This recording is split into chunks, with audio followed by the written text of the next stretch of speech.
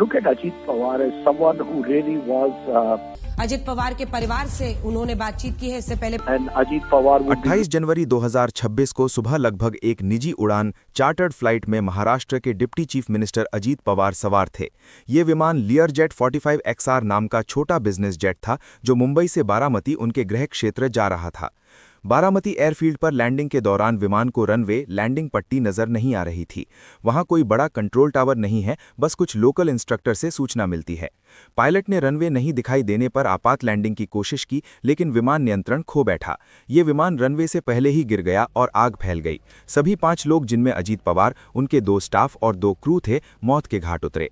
लोगों ने देखा कि विमान पहले से ही आग में लिपटा हुआ था और बाद में कई धमाके हुए, जिससे बचाना असंभव हो गया।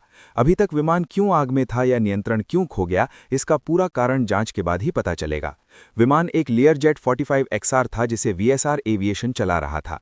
ये एक मध्य आकार का बिजनेस जेट माना जाता है और आमतौर पर भरोसेमंद होता है। लेकिन जैसे जैसे लैंडिंग के वक्त धुंधली नजर आई और रनवे दिखाई नहीं दी, पायलट ने आपात परिस्थितियों में भी कोशिश की, पर स्थिति नियंत्रण से बाहर हो गई। अजीत अनंतरे पवार का जन्म 22 जुलाई 1959 को महाराष्ट्र के डियोलाली प्रवरा में हुआ था। वे महाराष्ट्र की राजनीति के सबसे शक्तिशाली नेताओं में से एक थे। उनके परिवार का नाम पवार परिवार महाराष्ट्र में बहुत बड़ा माना जाता है, खासकर राजनीति और सहकारी संस्थाओं में। उनके चाचा शरद पवार राष्ट्रीय राजनीति के जाने माने नेता रहे हैं। उनका राजनीतिक सफर 1982 में शुरू हुआ, जब उन्होंने एक सहकारी चीनी मिल के बोर्ड पर काम किया। इससे उन्हें जनता से जुड़े मुद्दों का अनुभव मिला। 1991 में उन्होंने बारामती विधानसभा सीट जीती और फिर से लगातार जीतते रहे। उसी साल वे पुणे जिला सहकारी बैंक के चेयरमैन भी बने और 16 साल तक उस पोस्ट पर रहे।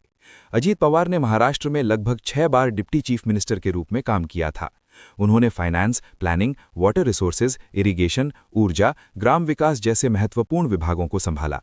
यही कारण था कि कई लोग उन्हें तेज निर्णय लेने वाला नेता और कुशल प्रशासक मानते थे। वे शुरू में नेशनलिस्ट कांग्रेस पार्टी NCP से जुड़े थे, लेकिन 2023 में NCP 2 हिस्सों में बंट गई। एक हिस्सा शरद पवार के साथ और दूसरा अजीत पवार के नेतृत्व वाला हिस्सा बन गया। बाद में उनकी पार्टियों ने बीजेपी शिंदे फडणवीस गठबंधन के साथ मिलकर सरकार बनाई।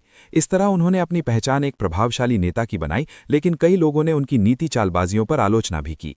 अजीत पवार को अक्सर उनके समर्थक दादा बोलते थे। वे ग्रामीण महाराष्ट्र, खासकर सहकारी क्षेत्र में गहरे जुड़ाव वाले नेता थे।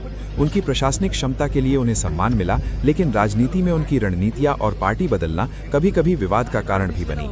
आज 28 जनवरी 2026 को अजीत पवार का विमान क्रैश एक बेहद दुखद घटना रही, जिसमें उन्होंने और 4 अन्य लोगों ने अपनी जान गंवाई। ये हादसा महाराष्ट्र की राजनीति में एक बड़ा झटका है, क्योंकि उन्हें सत्ता में लंबे समय से अनुभव और असर था। जांच जारी है, लेकिन इस दुर्घटना ने कई सवाल उठाए हैं कि आगे राजनीति और उनकी पार्टी के भविष्य पर क्या असर पड़ेगा।